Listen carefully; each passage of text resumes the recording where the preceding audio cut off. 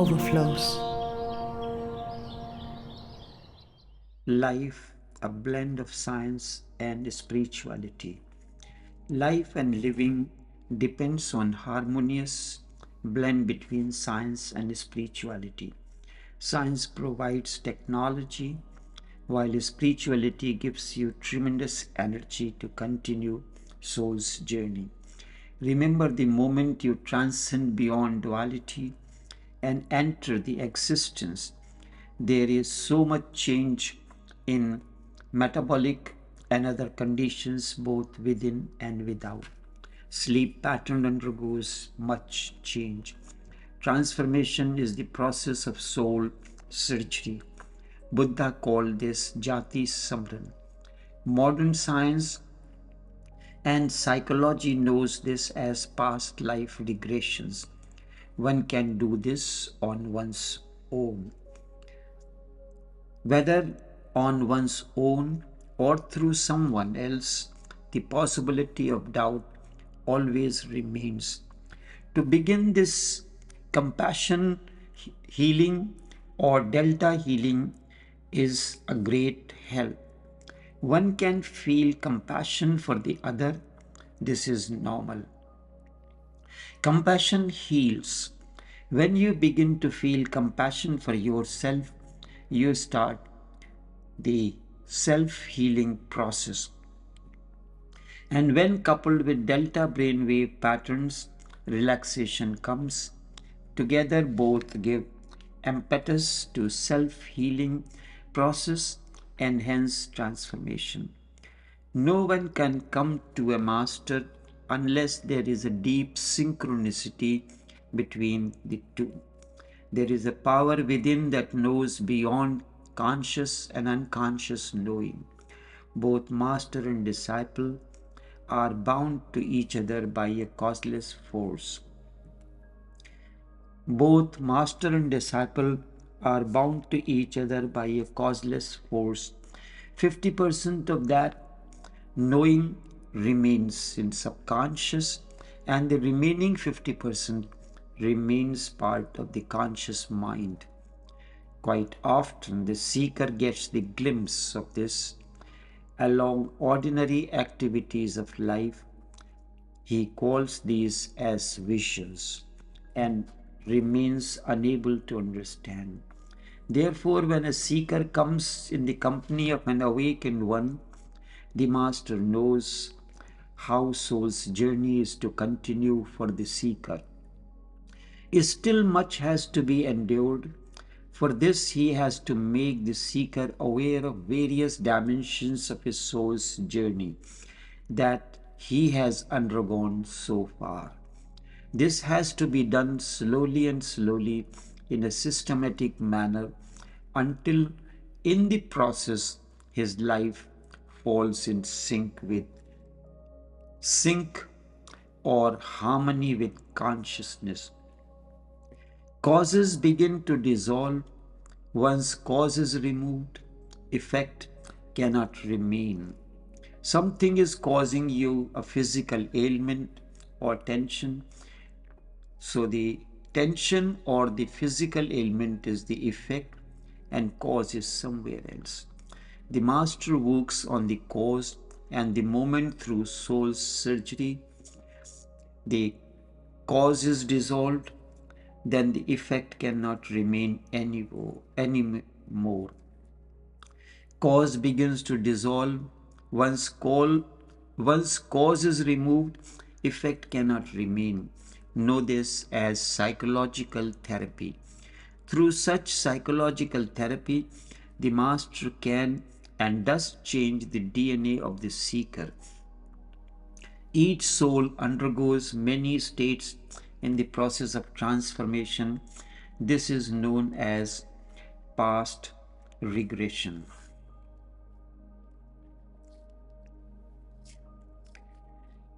Along this process, you have to know that mind is only a mechanism just as the body is, but the mind is separate awareness.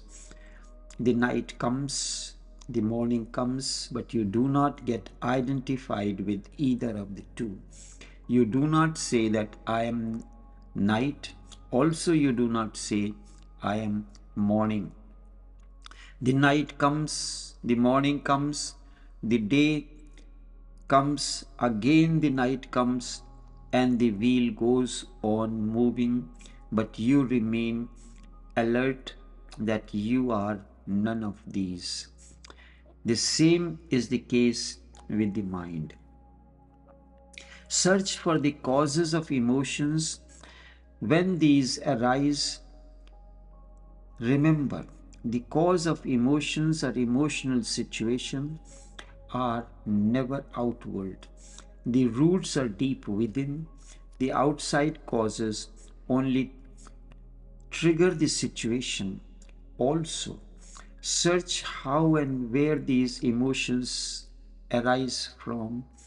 Watch the waves of thoughts and emotions arising within.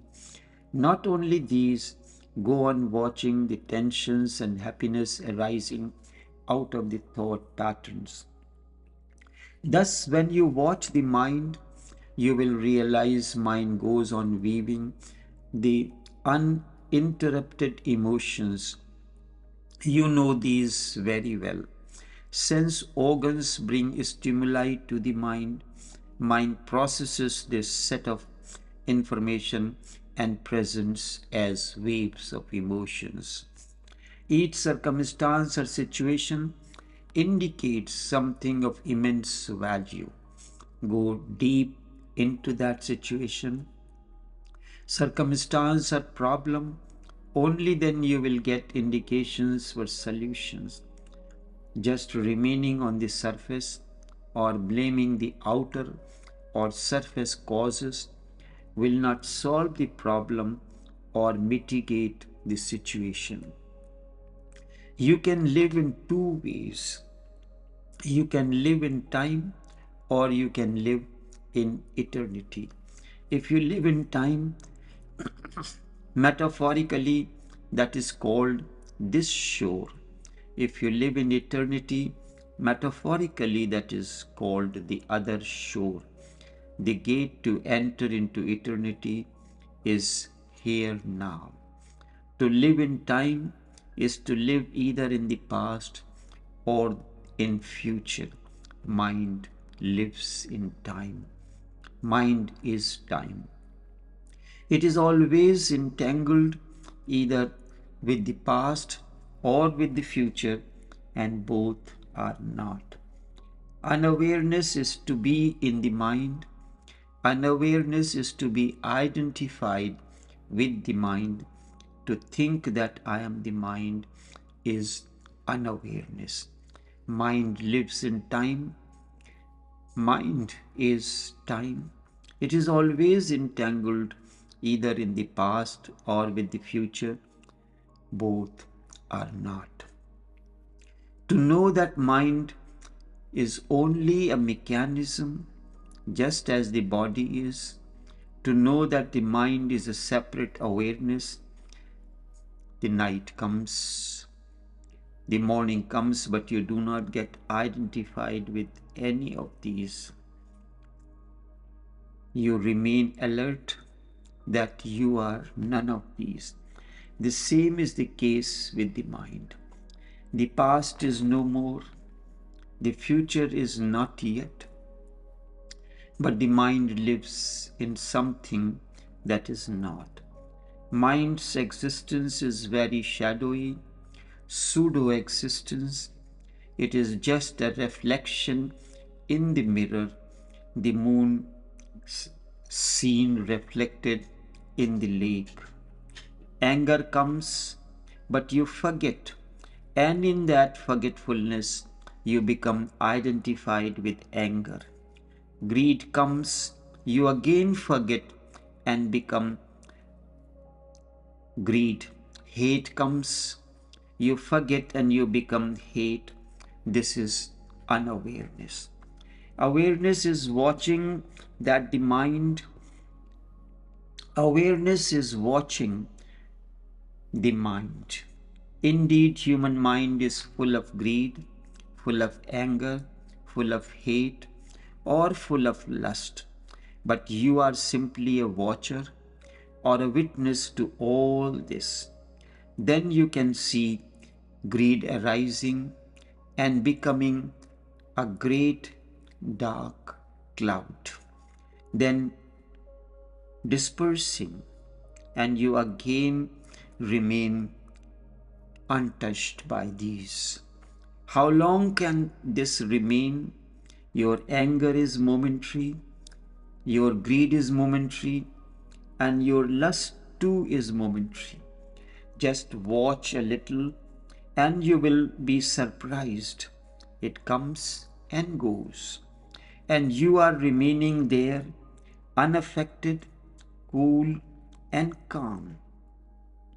I have heard a great king asked a Sufi mystic to give him something in writing, a sutra, a small maxim which would help him in every possible situation, good, bad, which would help him in success, in failure, in life and death. The Sufi gave him his ring and told him, there is a message. Whenever you are really in need, it is in a real emergency, when you do not seem to have any way out, just then open the ring, lift up the diamond, and inside you will find the message. This is not to be done out of curiosity, only when there is a real danger which you cannot face on your own and you need me. You can see, you can open the ring, lift the diamond, and see the message. Many times the king became curious, what is there?